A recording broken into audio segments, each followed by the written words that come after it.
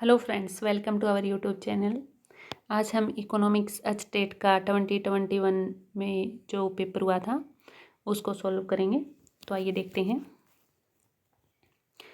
First question is which is the first stabilized body in the field of industrial finance in India. ये पूछ रहा है कि industry को फाइनेंस करने के लिए जो फर्स्ट बॉडी है वो कौन सी है। फर्स्ट पूछ रहा है तो आईएफसी कब आया था? 1948 में। ध्यान रखना है कि ये जो फर्स्ट पूछ रहा है, जैसे ऐसे तो ये सिडबी भी इंडस्ट्री को फाइनेंस करती है, industrial development bank of India भी इंडस्ट्रियल फाइनेंस के लिए बनाया गया। तो लेकिन ये फर्स्ट पूछ रहा है तो आईएफसी इज करेक्ट आंसर। तो देखिए, और industrial development bank of India कब आया था? 1964 में। ICICI 1955 में। और सिडबी कब आया था? 1990 में स्टेबलाइज्ड हुआ था। Small industries development bank of India 2 अप्रैल 1990 को। तो इनके ईयर भी माइंड में रखने हैं, कई बार पूछ लेते हैं। नेक्स्ट क्वेश्चन है children of which age group are included to measure the level of malnutrition in India. कि इंडिया में जो कुपोषण का स्तर मापने के लिए किस एज ग्रुप के बच्चों को लिया जाता है? तो करेक्ट आंसर इज 0 से 5। नेक्स्ट क्वेश्चन है सस्टेनेबिलिटी इज मेजर्ड बाय। कि सस्टेनेबिलिटी को मेजर किया जाता है assessing performance of social, environment and economic principle. यानी इसमें तीनों को लिया जाता है। सोशल परफॉर्मेंस को भी देखा जाता है, environmental and economic principle. Sustainability को मेजर करने के लिए हम तीनों को लेते हैं। नेक्स्ट क्वेश्चन है according to economic survey 2020 and 21 most preferred country among emerging market for investment during financial year 2020 and 21 is कौन सा कंट्री है मोस्ट प्रिफर्ड? तो correct answer is India. Next question है when was the national horticulture mission for rural development started. कि ग्रामीण विकास हेतु राष्ट्रीय बागवानी मिशन कब प्रारंभ हुआ था? तो करेक्ट आंसर इज मई 2005 में। मई 2005 में राष्ट्रीय बागवानी मिशन शुरू किया गया था। What is bank rate? Next question है व्हाट इज बैंक रेट। तो बैंक रेट क्या होती है? The rate at which the central bank rediscount securities. जो आरबीआई है, आरबीआई लोन देता है कॉमर्शियल बैंक वगैरह को, तो जिस रेट पे आरबीआई इनको लोन देता है that is called bank rate. Next है which is false statement about the change in the nature of Indian economy after 1991। कि जो 1991 का एलपीजी मॉडल आया था, LPG model liberalisation, privatisation and globalisation, कि ये जो मॉडल आया था इसके बाद इंडियन इकोनॉमी में बहुत सुधार हुआ। हमारी इकोनॉमी को एलपीजी मॉडल ने बूस्टिंग दी। और एलपीजी मॉडल कौन लेकर आया था? डॉक्टर मनमोहन सिंह। उस टाइम फाइनेंस मिनिस्टर थे ये मनमोहन सिंह। ठीक है, तो ये भी ध्यान रखना कि एलपीजी मॉडल कौन लेके आया था? डॉक्टर मनमोहन सिंह। तो ये बोल रहा है कि कौन सी फॉल्स स्टेटमेंट है। फॉल्स स्टेटमेंट पूछ रहा है। देखो, increase in the inflow of foreign capital. हाँ, फॉरेन कैपिटल का इनफ्लो और आउटफ्लो शुरू हो गया था, तो हमारा एक्सपोर्ट बढ़ गया था। एलपीजी मॉडल आने के कारण एक्सपोर्ट बढ़ गया था। एक्सपोर्ट बढ़ा तो इनफ्लो हुआ फॉरेन कैपिटल का, ये तो ठीक है। An increase in the rate of economic growth, yes हमारी इकोनॉमी को बूस्टिंग मिली थी। और third, increase in the volume and rate of export, हमारा एक्सपोर्ट बहुत ज़्यादा बढ़ गया था एलपीजी मॉडल के कारण। पहले तो क्या होता था कि हमारे मतलब इंटरनल ही ट्रेड ज़्यादा होता था, लेकिन एलपीजी मॉडल आने के कारण हम दूसरे देशों के साथ इंपोर्ट एक्सपोर्ट करने लगे, हमारा एक्सपोर्ट बढ़ गया, तो ये भी ठीक है। तो लेक ऑफ एक्सपोर्ट डाइवर्सिफिकेशन, तो ये आंसर फॉल्स है कि लेक ऑफ, ये बोल रहा है कि एक्सपोर्ट डाइवर्सिफिकेशन में कमी आई थी, लेकिन कमी नहीं आई थी, एक्सपोर्ट डाइवर्सिफिकेशन हुआ था, ठीक है। तो answer is fourth. Next index number बनाना है। तो इन्होंने ये डेटा ईयर दे रखे हैं 19, 20 और 21, और प्राइस दे रखा है राइस का 2019 का, 20 का और 21 का। तो ये बोल रहा है कि चेन बेस्ड इंडेक्स, देखो पहले तो ये देखते हैं कि इंडेक्स नंबर का फॉर्मूला क्या होता है। कि इंडेक्स नंबर को बनाने के लिए फॉर्मूला होता है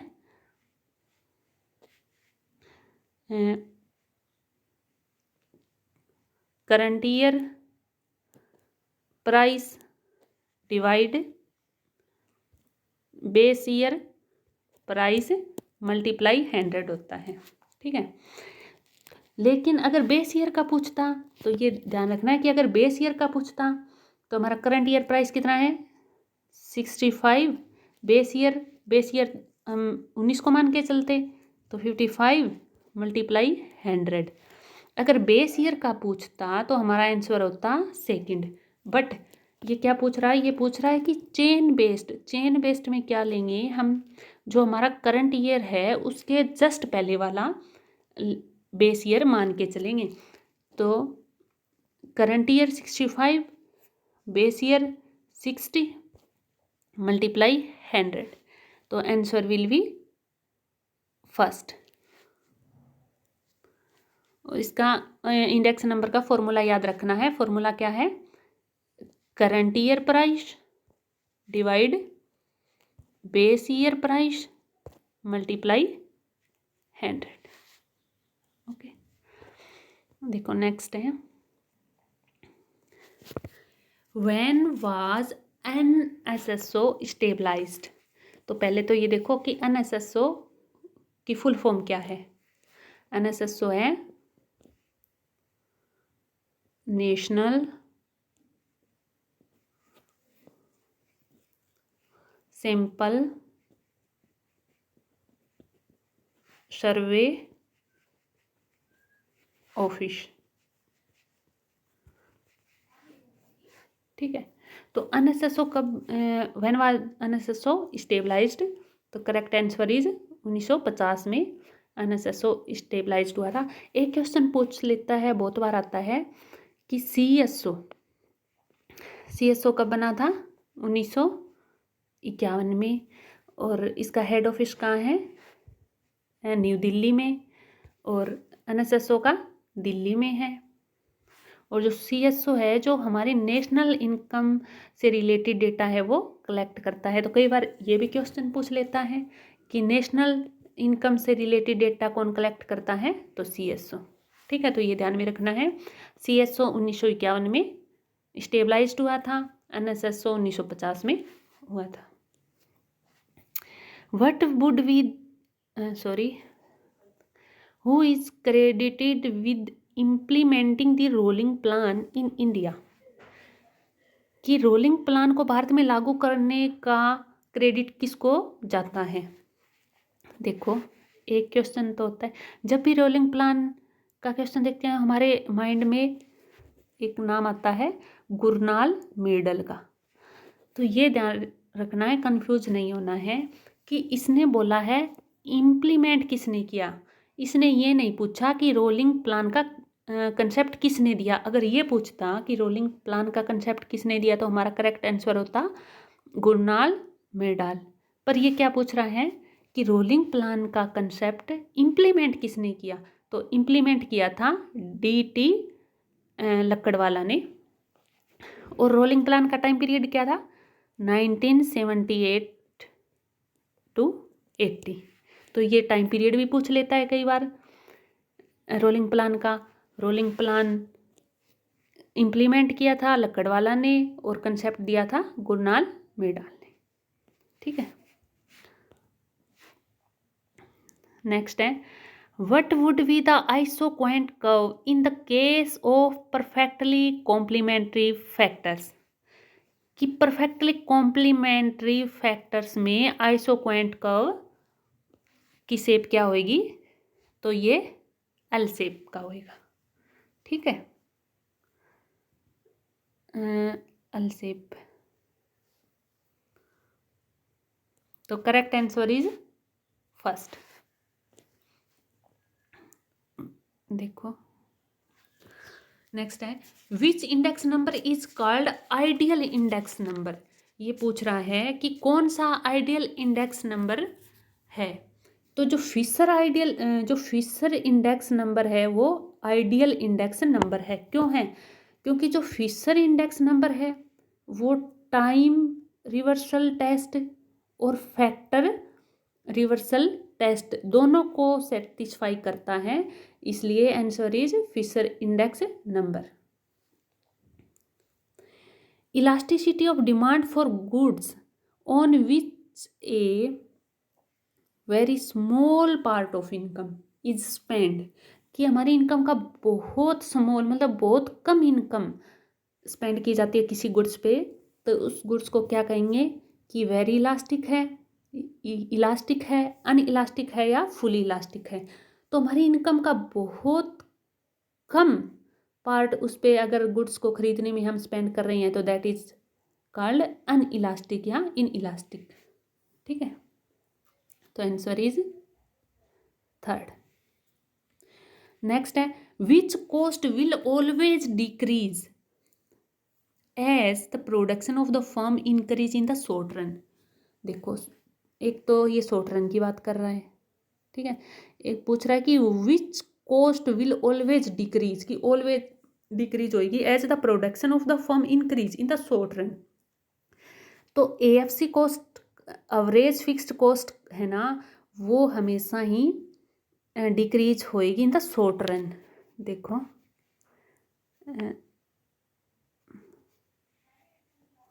सॉरी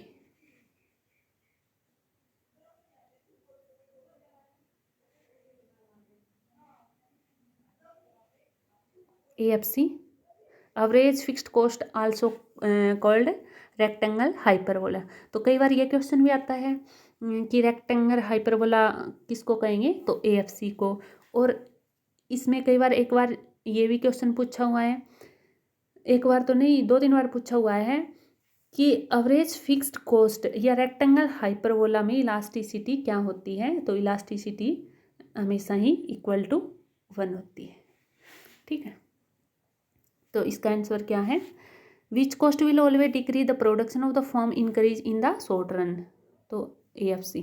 तो AFC कभी भी जीरो नहीं होता, जीरो तो हो ही नहीं सकता एवरेज फिक्स्ड कॉस्ट। कि हम प्रोडक्शन कर रहे हैं तो कुछ ना कुछ तो कॉस्ट आएगी।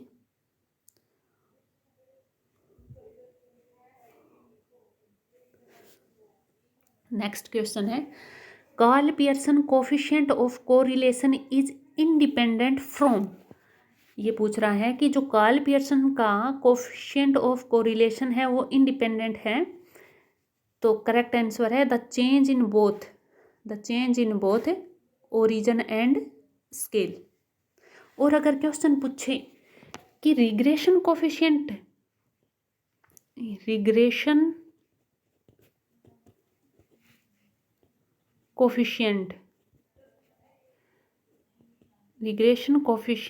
इंडिपेंडेंट, तो उसका आंसर होएगा only by change in origin. तो only by change in origin ध्यान रखना है। देखो इसने पूछा है कि कोफिशिएंट ऑफ कोरिलेशन इंडिपेंडेंट होता है तो दोनों से होएगा, ओरिजिन एंड स्केल दोनों से होएगा। और अगर रिग्रेशन, सिर्फ रिग्रेशन कोफिशिएंट का पूछे तो इंडिपेंडेंट होएगा only by change in origin. Okay, देखो नेक्स्ट है, who is the exponent of the permanent income hypothesis on consumption. तो परमानेंट इनकम हाइपोथेसिस किसने दिया था? देखिए कंजप्शन की बहुत सारी हाइपोथेसिस है, केन्स की, जैसे केन्स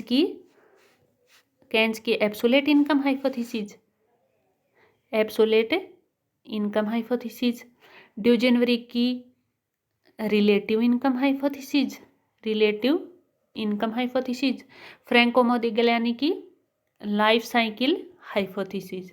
और परमानेंट इनकम हाइपोथेसिस किसकी है? That is Friedman. तो correct answer is Friedman. Permanent income hypothesis Friedman ने दिया था। और ये भी ध्यान रखना है, ये कंजप्शन हाइपोथेसिस के क्वेश्चन हर पेपर में, चाहे वो पीजीटी का हो चाहे वो नेट का हो, उसमें हाइपोथेसिस से, कंजप्शन हाइपोथेसिस से एक क्वेश्चन तो मिलता ही मिलता है। ये पूछ लेगा, कई बार पूछ लेता है सीक्वेंस से लगाने कि पहले कौन सी हाइपोथेसिस आई थी, या पूछ लेगा कि किसने कौन सी हाइपोथेसिस दी। तो ये ध्यान रखना है। देखो मोदिग्लियानी की लाइफ साइकिल हाइपोथेसिस, केन्स की एब्सोल्यूट इनकम हाइपोथेसिस, ड्यूजेनवरी की रिलेटिव इनकम हाइपोथेसिस, फ्रीडमैन की परमानेंट इनकम हाइपोथेसिस। ठीक है, देखो next question, when was the first industrial policy independent India announced? कि स्वतंत्र भारत की प्रथम औद्योगिक नीति कब घोषित हुई थी? तो राइट आंसर है अप्रैल 1948 में। अप्रैल 1948 में फर्स्ट इंडस्ट्रियल पॉलिसी आई थी, और उसके बाद 1956 में, फिर आई थी 1977 में, फिर आई थी 1980 में, फिर आई थी 1991 में। और जो 1991 में इंडस्ट्रियल पॉलिसीज आई थी, that is called new industrial policy. ठीक है, और हमारी इकोनॉमी में 1991 के जो एलपीजी मॉडल आया था, उसका बहुत इम्पोर्टेंट स्थान है। ओके, अगर तो ध्यान में रखना है कि फर्स्ट का पूछे तो फर्स्ट इंडस्ट्रियल पॉलिसी अप्रैल 1948 में, और पूछे कि न्यू इंडस्ट्रियल पॉलिसी तो 1991 में। ठीक है, नेक्स्ट है, which of the following state has the highest population density? तो हाईएस्ट पॉपुलेशन डेंसिटी किसकी है? तो correct answer is West Bengal. ठीक है, और कितनी है? 903 व्यक्ति पर स्क्वायर किलोमीटर। और अगर इंडिया की पूछे तो इंडिया की कितनी है? 325। ठीक है, तो ध्यान रखना है कि which of the following state has the highest population density? West Bengal. और कितनी है वेस्ट बंगाल की? 903 है। और अगर हम इंडिया की देखें तो इंडिया की 325 है। और अगर ये पूछ ले कि लोवेस्ट किसकी है, कि लोवेस्ट कौन से स्टेट की पॉपुलेशन डेंसिटी है, तो लोवेस्ट है अरुणाचल प्रदेश की। और कितनी है? ये है 13 पर्सन पर स्क्वायर किलोमीटर। ठीक है, तो ध्यान रखना है, अगर हाईएस्ट डेंसिटी पूछे तो वेस्ट बंगाल की 903, लोवेस्ट पूछे तो अरुणाचल प्रदेश की 13, और इंडिया की पूछे तो 325 पर्सन। ओके, नेक्स्ट क्वेश्चन है, पर कैपिटा इनकम, कि पर कैपिटा इनकम को कैसे मेजर किया जाता है? तो देखो, अपनी जो नेशनल इनकम होएगी वो नेशनल इनकम नेशनल इनकम अपना जितना भी प्रोडक्शन या जितनी अपनी इनकम है उसको अगर टोटल पॉपुलेशन से डिवाइड कर देंगे तो पर कैपिटा इनकम आ जाएगी। तो correct answer is third, national income divide population size. देखिए नेक्स्ट क्वेश्चन है consumption propensity in the long run. ये पूछ रहा है कि कंजप्शन प्रोपेंसिटी लॉन्ग रन में क्या होती है। तो करेक्ट आंसर है इसका एमपीसी इक्वल टू एपीसी। आइए देखते हैं कैसे। देखो शॉर्ट रन में कंजप्शन फंक्शन क्या होता है, C is equal to C bar plus C note Y. जो इनकम के साथ होता है वो क्या होता है, PC marginal propensity to consume. Short run, ये शॉर्ट रन कंजप्शन फंक्शन है। शॉर्ट रन में क्या होता है, ऑटोनोमियस कंजप्शन भी होता है। देखो एमपीसी डिपेंड कर गई इनकम पे, और ऑटोनोमियस कंजप्शन मीन्स अगर हमारी इनकम नहीं है ना, शॉर्ट रन में ज़रूरी तो नहीं है कि हमारे पास इनकम है, तो अगर इनकम नहीं है तो भी कंजप्शन तो करेंगे। तो ये कंजप्शन फंक्शन होता है C equal to C bar plus C note Y. और लॉन्ग रन कंजप्शन फंक्शन क्या होता है, लॉन्ग रन कंजप्शन फंक्शन होता है C is equal to C note Y. कि हमारा जो कंजप्शन होता है लॉन्ग रन में हमारी इनकम पे डिपेंड करता है, उसमें लॉन्ग रन में ऑटोनोमियस कंजप्शन नहीं आता। तो क्या होता है, देखो एपीसी, ये हो गया एमपीसी। एपीसी कैसे निकालते हैं, कंजप्शन डिवाइड इनकम, तो हमारा एपीसी निकलेगा, APC is equal to C note Y divide Y. Y से वाई कट हो गया, तो क्या हुआ, एपीसी इज इक्वल टू, हमने देखा कि सी नोट एमपीसी होता है, तो यहाँ पे वाई से वाई डिडक्ट हो गया तो सी नोट बच गया, तो सी नोट एमपीसी। ठीक है, तो क्या हुआ answer, MPC is equal to APC, consumption propensity in the long run MPC is equal to APC होता है। ठीक है, नेक्स्ट है which is not a tool of fiscal policy. ये पूछ रहा है कि कौन सा फिस्कल पॉलिसी का टूल नहीं है। टैक्सेशन भी है, गवर्नमेंट डेट भी है, पब्लिक एक्सपेंडिचर भी है, ये तो आते हैं फिस्कल पॉलिसी में। और कौन सा नहीं है, इंटरेस्ट रेट नहीं है। ये किसका है, ये है मॉनेटरी पॉलिसी का टूल है। ठीक है, तो correct answer is fourth. Next है ग्रीन जीडीपी इज, कि ग्रीन जीडीपी क्या है, तो जीडीपी इंक्लूडेड इन्वायरमेंटल अकाउंटिंग। तो ग्रीन जीडीपी, जब हम ग्रीन जीडीपी को मेजरमेंट करते हैं तो इन्वायरमेंटल अकाउंटिंग को भी इंक्लूड किया जाता है। ठीक है, तो correct answer is fourth.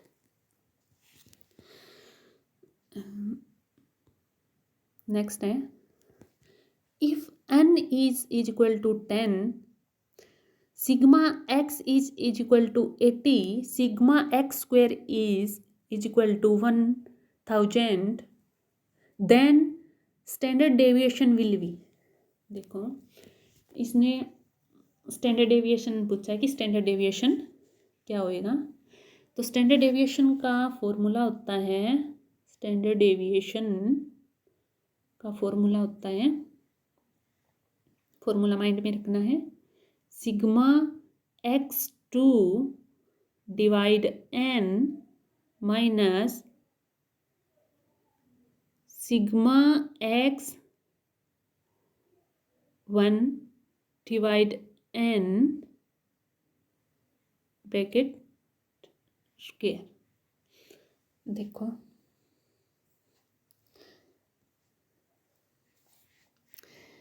n कितना है, n 10 है, सिग्मा x कितना है 80 है, और सिग्मा x स्क्वायर कितना है 1000 है। देखो 1000 डिवाइड 10 -80 डिवाइड 10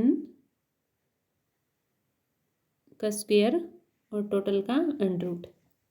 ठीक है, तो ये आ गया 100 माइनस 6400 डिवाइड 100।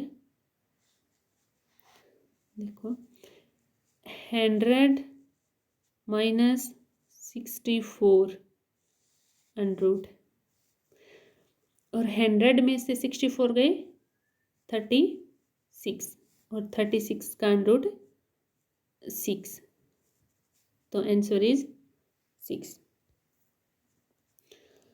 तो answer 6। When was Tata Airlines an airline company in British India established? Airlines company कब की स्थापना कब हुई थी? तो ये हुई थी 1932 में। तो करेक्ट आंसर इज 1932 में। टाटा एयरलाइंस ने एयरलाइन कंपनी की स्थापना कब की थी? 1932 में। ये एक टाइम डिस्टेंस का क्वेश्चन है, ये देख लेना। देखो नेक्स्ट देखते हैं हम। विच of the flowing mean is mathematical mean? Which of the flowing mean is mathematical mean? Answer is first harmonic mean. देखो अर्थमेटिक मीन होता है, एक जियोमेट्रिक मीन होता है, और हार्मोनिक मीन होता है। तो ये मैथमेटिकल मीन है तीनों। ठीक है, तो यहाँ पे ऑप्शन में हार्मोनिक मीन दे रखा है, तो answer will B harmonic mean. Next question is what is meant by price theory? तो हमारे जो माइक्रो इकोनॉमिक्स है that is also called price theory. ठीक है, माइक्रो इकोनॉमिक्स को प्राइस थ्योरी बोला जाता है। Next question, which measure of dispersion is least affected by the extreme value of series? कि कौन सा dispersion, which measure of dispersion is affected by extreme value of series के extreme value से जो कम से कम, बहुत कम अफेक्टेड होता है, वो होता है क्वार्टाइल डेविएशन। और अगर मोस्ट अफेक्टेड पूछे तो आंसर आएगा रेंज। नेक्स्ट क्वेश्चन है the arithmetic mean of a frequency distribution is 5 if each frequency is increase to 5 times then the arithmetic mean will be. तो मीन पे कोई इफेक्ट नहीं पड़ेगा, तो मीन विल बी 5।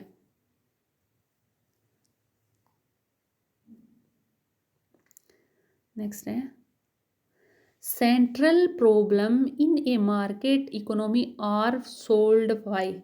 कि सेंट्रल प्रॉब्लम मार्केट इकोनॉमी की है वो कैसे सोल्व की जा सकती है? सेंट्रल ऑफिस ऑफ गवर्नमेंट नहीं, प्राइस मैकेनिज्म देखते हैं, सोशल मैकेनिज्म, सेंट्रल बैंक। तो इसका जो आंसर है वो आएगा प्राइस मैकेनिज्म। यानी कि हमारी सेंट्रल प्रॉब्लम होती है प्रोडक्शन से रिलेटेड, प्रोडक्शन से, डिस्ट्रीब्यूशन से रिलेटेड, कंजप्शन से रिलेटेड, कि कौन सी गुड्स का हम प्रोडक्शन करें, किसके लिए करें और कितना करें। तो ये हमारी सेंट्रल प्रॉब्लम होती है। तो इनको कैसे सॉल्व किया जाए? तो answer will be price mechanism. यानी कि मार्केट के द्वारा हम इन जो हमारी सेंट्रल प्रॉब्लम होती है इकोनॉमी को, उसको सॉल्व कर सकते हैं। तो answer will be price mechanism. Next है this supply create its own demand, this statement is called. देखो कई बार ये पूछ लेता है कि supply creates its own demand statement किसने दिया था? तो किसने दिया था? ये दिया था जेबी से। जेबी से एक क्लासिकल इकोनॉमिस्ट है। क्लासिकल इकोनॉमिस्ट हैं, और ये क्लासिकल इकोनॉमिस्ट सप्लाई साइड पे बोलते हैं। ये बोलते हैं कि प्रोडक्शन कर दो, कि सप्लाई कर दो किसी भी गुड्स की, तो उसकी डिमांड अपने आप क्रिएट हो जाएगी। ठीक है, तो ये पूछ रहा है कि supply creates its own demand, this statement is called, तो लॉ ऑफ मार्केट।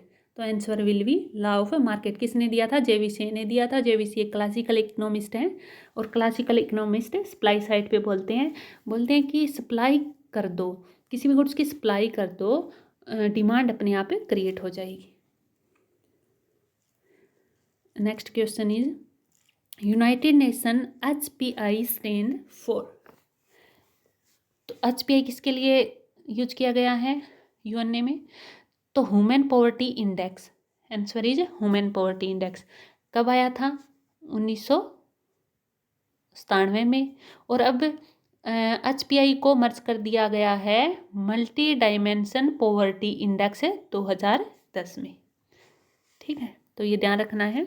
कई बार ये क्वेश्चन पूछ लेता है कि मल्टी डायमेंशनल पॉवर्टी इंडेक्स कब आया था? 2010 में। और HPI ह्यूमन पॉवर्टी इंडेक्स 1997 में। Next question is what is the cause of demand pull inflation? कि डिमांड पुल इन्फ्लेशन का क्या रीजन है? Decrease in production? नहीं। Increase in cost? No. High taxation? No, क्योंकि अगर टैक्सेशन हाई होएगा तो लोगों के पास पैसा ही कम बचेगा, तो वो डिमांड कहाँ से करेंगे? इंक्रीज इन कॉस्ट, तो ये तो फिर कॉस्ट पुल इन्फ्लेशन हो गया। डिक्रीज इन प्रोडक्शन, कि अगर प्रोडक्शन डिक्रीज हो रहा है, ज़रूरी तो नहीं कि डिमांड बढ़ रही है तो डिमांड पुल इन्फ्लेशन क्रिएट होएगी। ज़रूरी तो नहीं है ना कि भाई प्रोडक्शन डिक्रीज हुआ कि डिमांड भी बढ़ी। ये पूछ रहा है कि डिमांड पुल इन्फ्लेशन कब होएगा? जब इंक्रीज इन पॉपुलेशन होएगी। तो आंसर विल बी फोर्थ। देखो, अगर पॉपुलेशन इंक्रीज होएगी तो डिमांड बढ़ेगी, और डिमांड बढ़ेगी तो इन्फ्लेशन, तो प्राइस बढ़ेगा, यानी इन्फ्लेशन क्रिएट होएगी। तो answer will be fourth. Next है for a hypothetical economy NPP market price क्या है? मार्केट प्राइस पे इसने वो दे रखा है, नेशनल इनकम दे रखी है, इनडायरेक्ट टैक्स दे रखा है, और सब्सिडी दे रखी है। तो ये पूछ रहा है कि हमारी नेशनल इनकम की वैल्यू बताओ। देखो क्या होता है, नेशनल इनकम क्या होती है? Net national production at factor cost. तो जो हमारी जो प्योर फॉर्म होती है नेशनल इनकम की, वो होती है अनअनपिएट फैक्टर कॉस्ट। और इसमें दे रखा है अनअनपिएट मार्केट प्राइस, मार्केट प्राइस पे दे रखा है। देखो क्या होता है, फैक्टर कॉस्ट कैसे निकालेंगे आप? Factor cost is equal to market price minus indirect tax plus subsidy. तो देखो अनपी मार्केट प्राइस पे कितना दे रखा है? 575, और इनडायरेक्ट टैक्स इसमें से माइनस होएगा, और सब्सिडी प्लस होएगी। तो 490, तो आंसर विल बी 490 करोड़। ये फॉर्मूला याद रखना है, फैक्टर कॉस्ट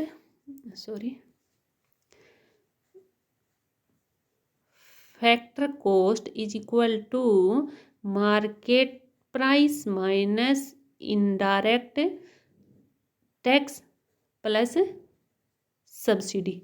देखो फैक्टर कॉस्ट है तो मार्केट जो प्राइस होता है इसमें से टैक्स तो माइनस होएगा और सब्सिडी प्लस होएगी। ठीक है,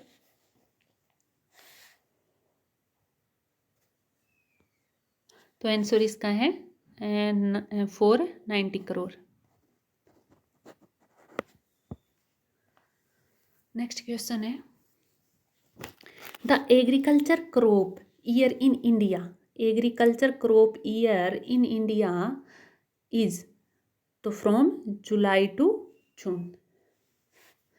नेक्स्ट क्वेश्चन है, which of the following is not included in the national income, कि नेशनल इनकम में क्या इंक्लूड नहीं किया जाता। इनकम एंड वेज की जाती है, रेंट एंड प्रॉफिट भी किया जाता है, इंटरेस्ट ऑन कैपिटल भी नेशनल इनकम में इंक्लूड किया जाएगा। जो ट्रांसफ़र इनकम नेशनल इनकम में इंक्लूड नहीं होएगी, क्योंकि इनकम क्या होता है, जो प्रोडक्शन होता है वही तो हमारी इनकम होती है। लेकिन जो ट्रांसफ़र इनकम क्या होती है, transfer income is the income without any production, without any production के जो इनकम होती है उसको ट्रांसफ़र इनकम कहते हैं, तो वो हमारी नेशनल इनकम में इंक्लूड नहीं होती। फॉर एग्जांपल जैसे सोशल सिक्योरिटी के लिए जैसे ओल्ड एज पेंशन दी जाती है, और अनएम्प्लॉयमेंट अलाउंस दिया जाता है, बेरोजगारी भत्ता, तो ये सारे ट्रांसफ़र इनकम में आती है। तो ट्रांसफ़र इनकम को हम नेशनल अकाउंट इनकम में इंक्लूड नहीं करते, तो answer will be transfer income. Next है, the evil of deficit financing is, कि डेफिशिएट फाइनेंसिंग की का क्या बैड इफेक्ट है। तो देखिए क्या होता है, डेफिशिएट फाइनेंसिंग क्या होता है, एक्सपेंडिचर तो हमारा ज़्यादा हो गया और हमारी रेवेन्यू है वो कम है। Revenue is expenditure is more than revenue, तो इसका क्या इफेक्ट होएगा, तो इससे जो इन्फ्लेशन इंक्रीज होएगी। कैसे, देखो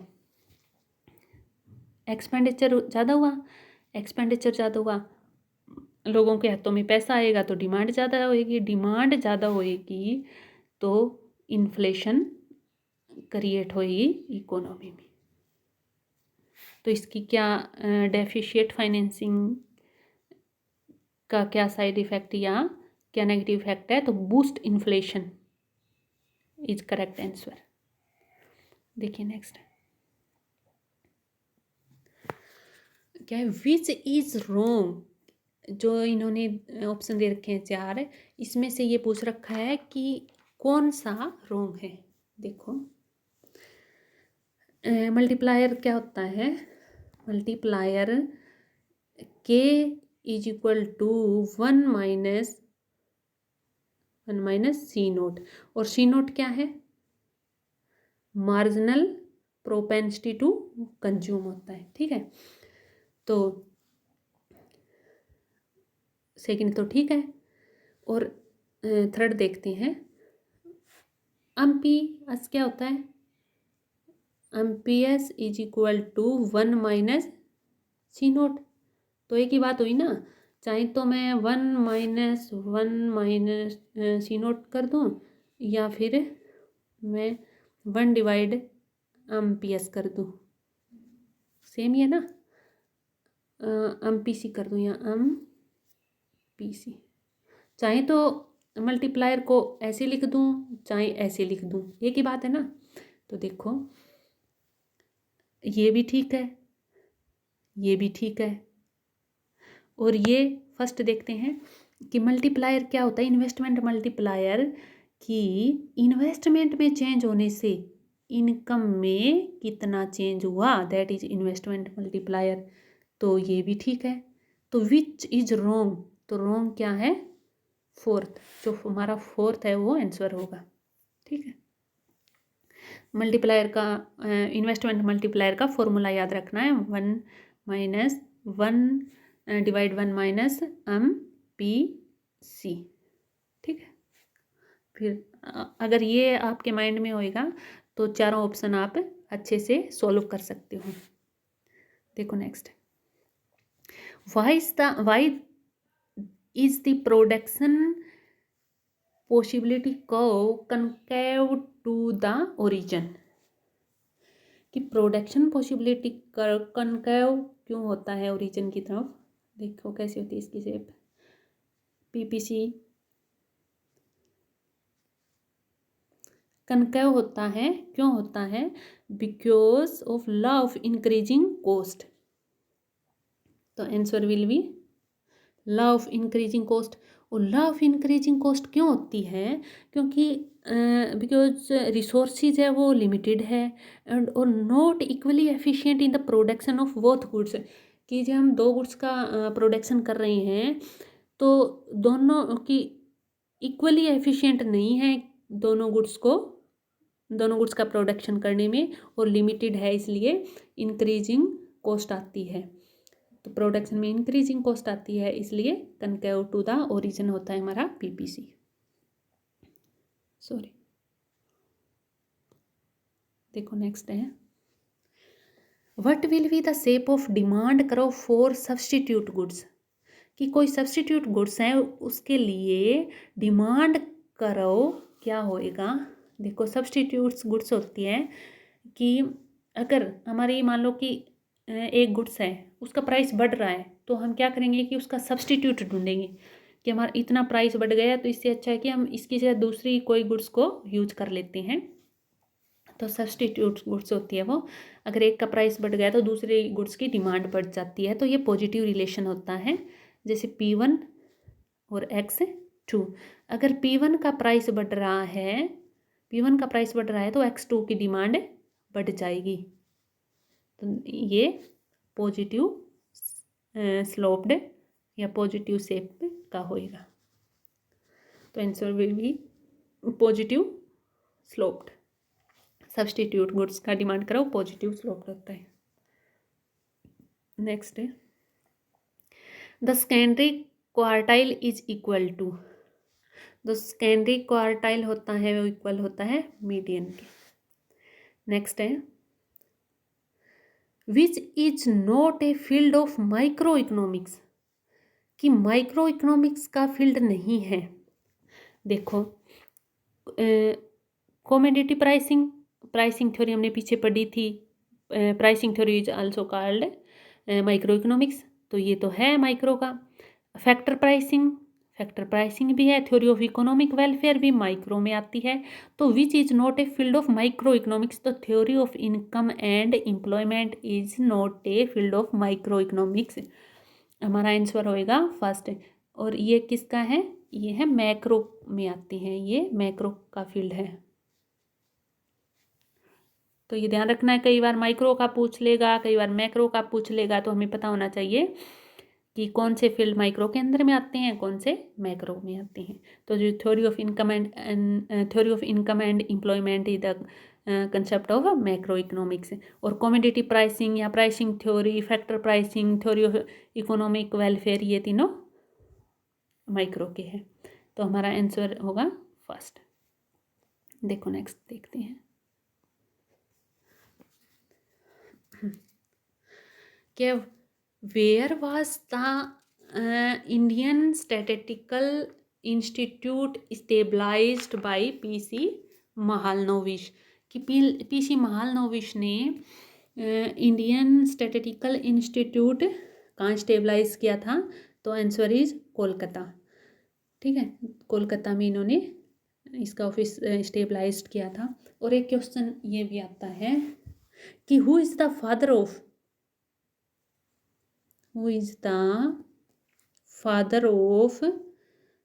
Indian statistics. Who is the father of Indian statistics, तो पीसी महालनोबिस।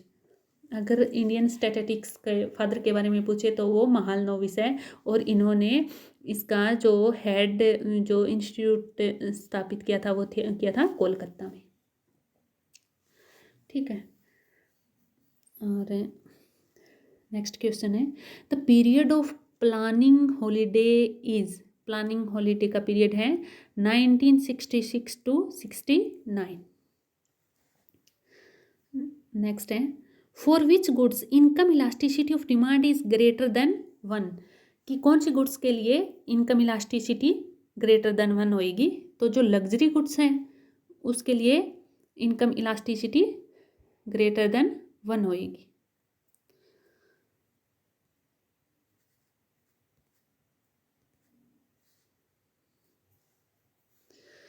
ठीक है, और अगर कंफर्टेबल गुड्स के लिए पूछे, इसकी तो होगी income elasticity greater than 1, comfort goods की इक्वल टू 1, एसेंशियल गुड्स की 0 से 1 के बीच में होती है, और सब स्टैंडर्ड गुड्स की नेगेटिव होती है। ठीक है, तो ये ध्यान रखना है। इनकम इलास्टिसिटी लग्जरी गुड्स की ग्रेटर देन 1,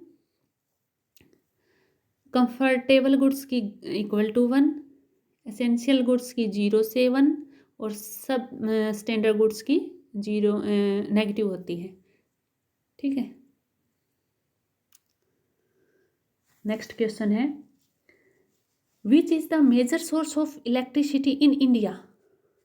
तो इंडिया में बिजली का, इलेक्ट्रिसिटी का जो मेजर सोर्स है वो है कोयल थर्मल पावर। नेक्स्ट क्वेश्चन है द प्राइम मिनिस्टर लॉन्च्ड स्वस्थ Bharat mission on the birth anniversary of Mahatma Gandhi. Answer is 145, 2 अक्टूबर 2014 को। ठीक है, तो स्वस्थ भारत मिशन कब लॉन्च किया गया था? 2 अक्टूबर 2014 को, जब गांधी जी की 145 बर्थ एनिवर्सरी थी तब। नेक्स्ट क्वेश्चन है unemployment data is collected by NSSO after every 5 year.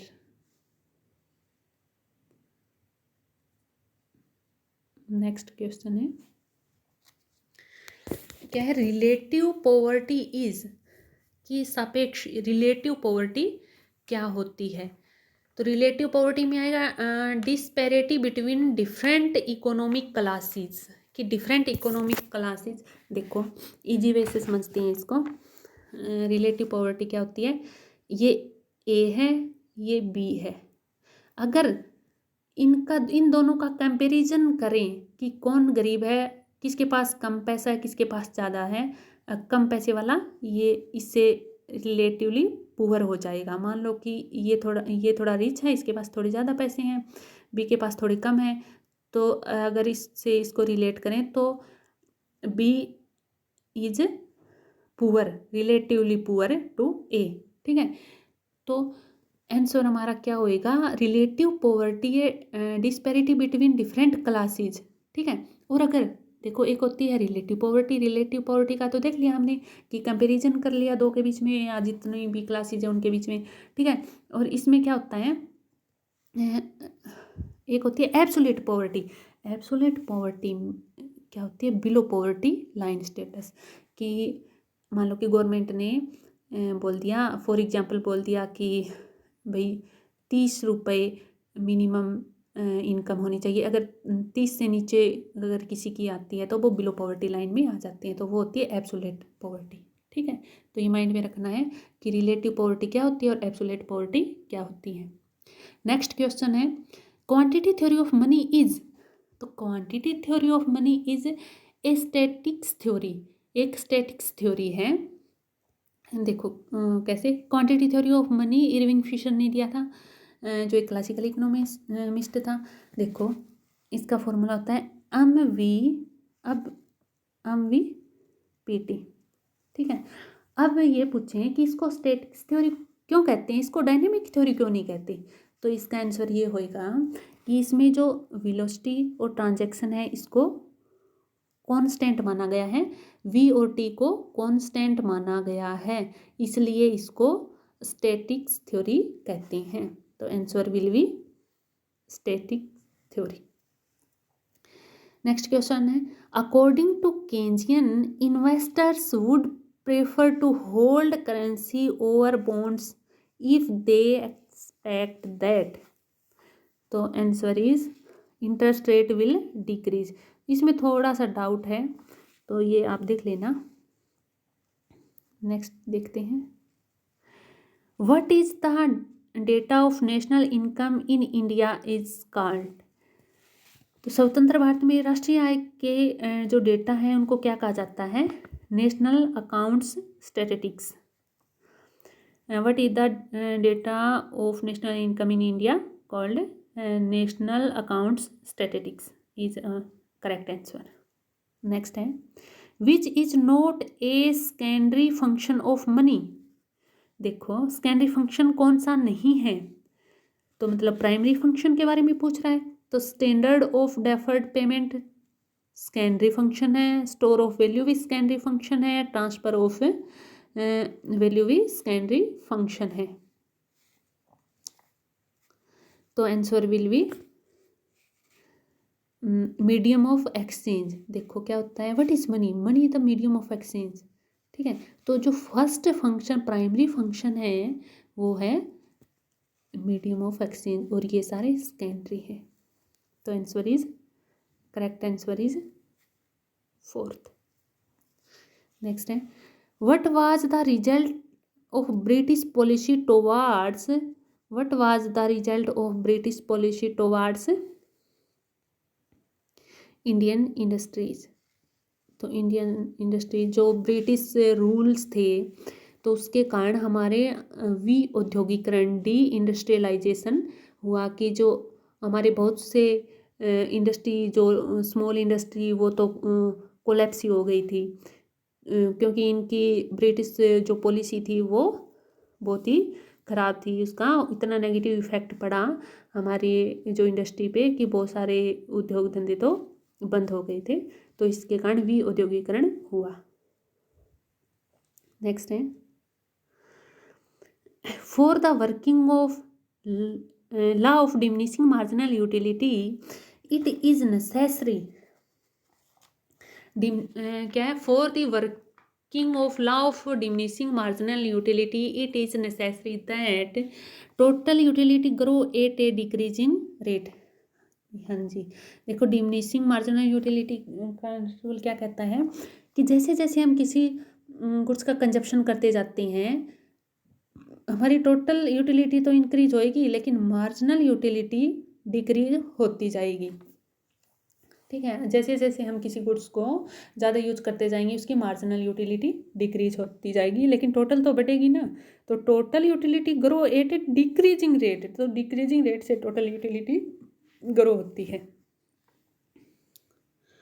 Next question is, for which of the following situation the rank correlation coefficient is most suitable.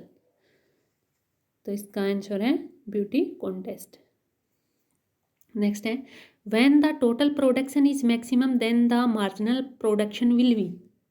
जब टोटल प्रोडक्शन मैक्सिमम है तो marginal production zero होएगा। देखो total production increase होता है increasing rate से, फिर increase होता है डिक्रीजिंग रेट से और फिर कांस्टेंट हो जाता है, मैक्सिमम हो जाता है। ये मार्जिनल प्रोडक्शन, ये मार्जिनल प्रोडक्शन, ये टोटल प्रोडक्शन। देखो टोटल प्रोडक्शन जब मैक्सिमम है तो मार्जिनल प्रोडक्शन जीरो हो जाएगा। ठीक है, तो answer will be zero. Next, which is the wrong statement about revealed preference theory. कि जो रिवर्ल्ड प्रीफरेंस थ्योरी है उसके रिगार्डिंग कौन सा रॉन्ग स्टेटमेंट है, रॉन्ग स्टेटमेंट पूछा है।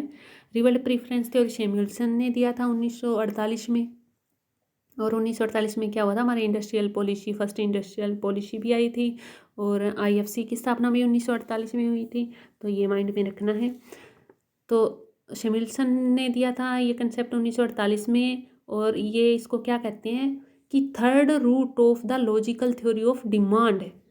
ये ध्यान में रखना है, क्या पता आगे ये पूछ ले, कोई नेक्स्ट एग्जाम में ये पूछ ले कि third root of the logical theory of demand किसने दिया था या कौन सी थ्योरी को कहते हैं, ऐसे करके कोई क्वेश्चन पुट कर ले। तो ये माइंड में रखना है।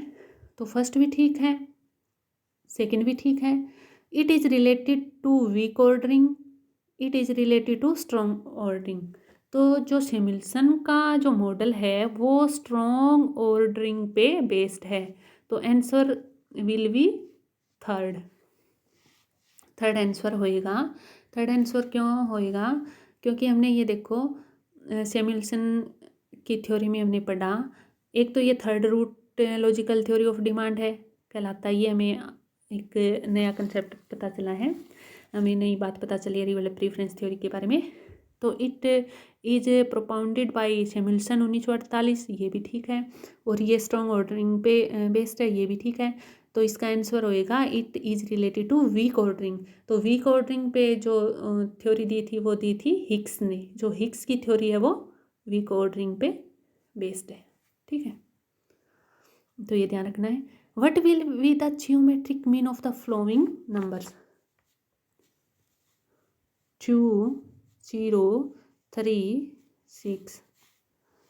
देखो इसमें जीरो आ गया। अगर जीरो को किसी भी टर्म से मल्टीप्लाई करते हैं तो वो हमेशा ही जीरो आता है। तो आंसर विल बी जीरो।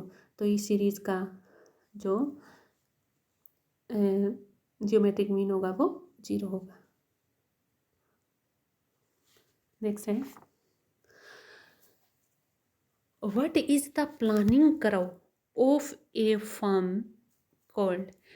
एक फर्म का प्लानिंग कर्व क्या कहलाता है? तो जो long run average cost curve होता है वो फर्म का प्लानिंग कर्व होता है। देखो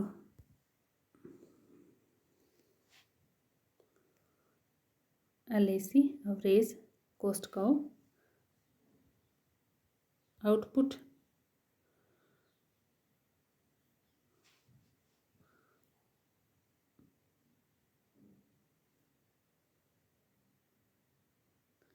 LAC आउटपुट एवरेज कॉस्ट, ठीक है। तो इसको प्लानिंग कर्व कहते हैं। मतलब कि LAC long run average cost curve के आधार पर जो इंटरप्रेन्योर होता है वो मतलब अपने प्लांट का साइज देखता है कि इतना कॉस्ट आएगा, इतने मतलब ऐसा प्लांट हमें लगाना है, इतना इन्वेस्टमेंट करना है। तो इसको प्लानिंग कर्व कहती हैं, long run average cost curve, ठीक है। तो ये हमारे इकोनॉमिक्स के क्वेश्चन थे, 60 क्वेश्चन जो हमने सॉल्व किए हैं। Thank you.